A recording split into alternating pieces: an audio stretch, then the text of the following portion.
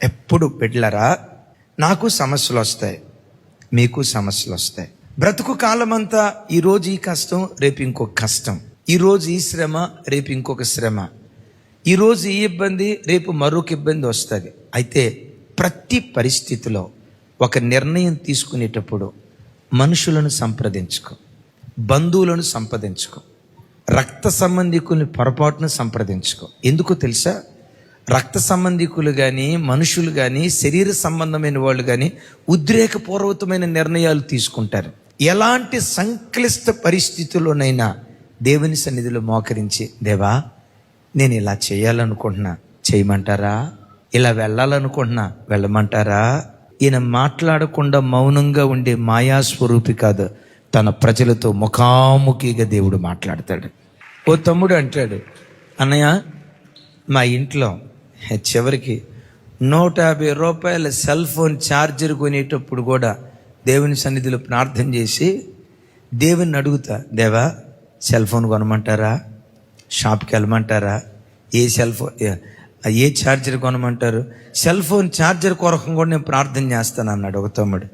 నేను చూసన్నా భలే ఓడి అయ్యా కాబు, మరీ చెప్పొచ్చు కానీ అంత ఓవర్ చెప్పొద్దు అని పక్కంట ఆయన అంటున్నాడు.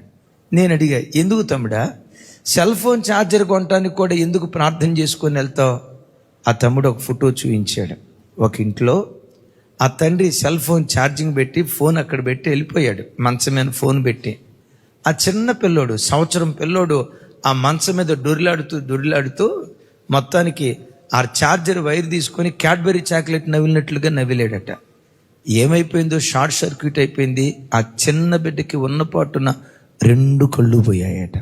2 కళ్ళు చూయించి అంటాడు, అన్నా సెల్ ఫోన్ ఛార్జర్ విషయమై దేవుని చిత్తం, దేవుని సన్నిధిలో ప్రార్థన చేయొచ్చా చేయొద్దా మీరు చెప్పండి. అక్కడున్న సేవకులందరూ తలదించారు. మీకు తెలుసా, బక్సింగయ్య గారు తల వెంట్రుకలు పెరిగినప్పుడు సహజంగా మనం ఎప్పుడు కటింగ్ చేయించుకుంటాం, జుట్టు పెరిగింది, వెంట్రుకలు చెవి మీదకి వచ్చాయి, జుట్టు పెరిగిన వెంటనే మంగళ షాప్కి వెళ్తాం.